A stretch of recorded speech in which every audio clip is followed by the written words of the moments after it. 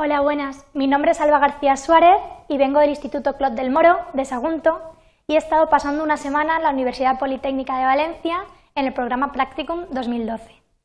He estado en el grado de Restauración dentro de la Facultad de Bellas Artes. La restauración tiene muchas disciplinas. En concreto, yo voy a explicar una de ellas, la arqueología.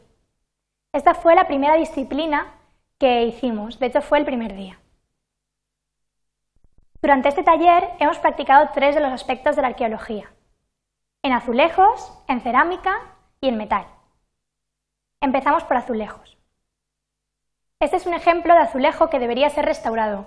Como vemos, tiene las juntas que no encajan perfectamente. En nuestro caso, nos encontramos con unos azulejos de tonos blancos y azules con motivos heráldicos. Debíamos reintegrar el faltante de los azulejos quebrados mediante una masa semejante al yeso, pero esta masa se enfriaba mucho más lentamente para poder así modelarlo y que encajara mejor. Los conceptos principales son que deberíamos reintegrar el objeto, pero procurando, para posibles restauraciones venideras, que se distinga nuestra intervención de la obra original.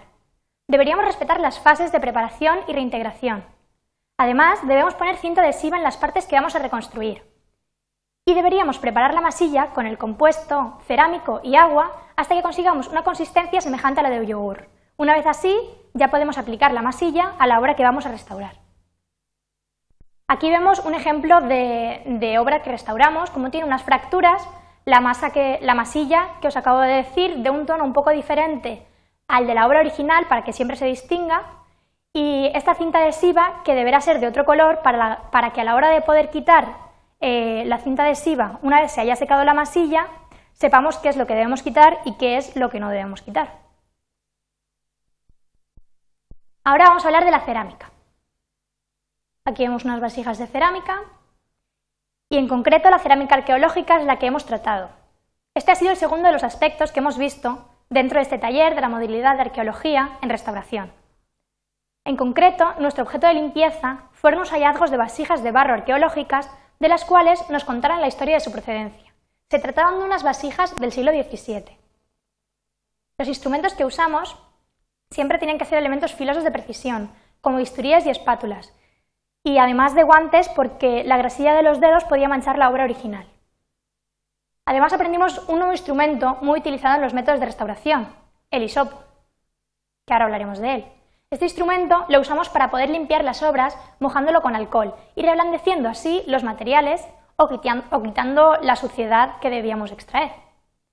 Aquí vemos el hisopo. Como vemos, es semejante a unos bastoncillos de los oídos y se fabrica mediante un palo de madera y un algodón. Con una pequeña maniobra ya tenemos el hisopo preparado para poder limpiar la obra.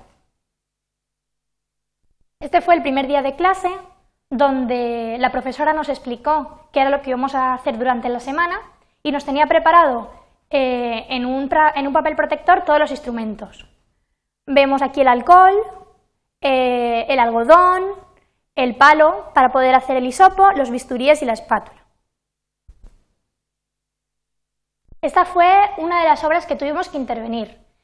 Estas que hemos dicho que se encontraron en una excavación arqueológica cerquita de aquí. Y nada, aquí con la espátula, después de reblandecerlo, estábamos intentando quitar todas las cosas que se habían adherido a la obra. Ahora vamos con el metal. Como vemos, el metal coge un color verdoso al paso del tiempo, por acciones meteorológicas como el agua, el viento o, como es nuestro caso, el del enterramiento. Este caso, el del metal, se trata del tercer y último aspecto de esta modalidad dentro de la arqueología. Tuvimos en nuestras manos unas hebillas de metal de hace muchísimos años, que habían sido enterradas y por ello habían padecido un gran deterioro, el cual deberíamos reparar siempre en medida de lo posible, sin alterar la obra original.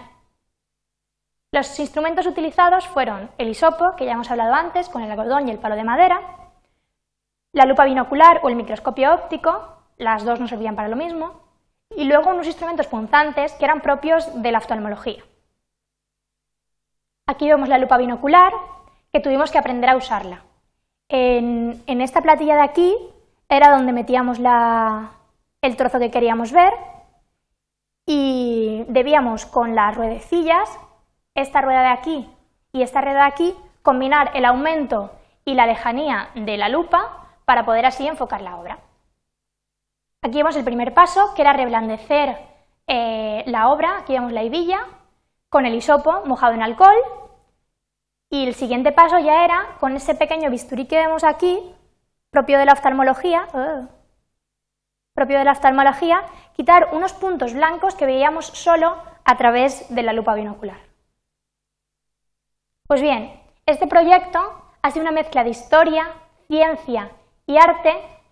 Nos lo hemos pasado genial y recomiendo a todo el mundo que si puede vivir esta experiencia, es muy constructiva y sobre todo darle las gracias a todo aquel que ha hecho posible este proyecto, tanto en mi instituto como en la Universidad Politécnica.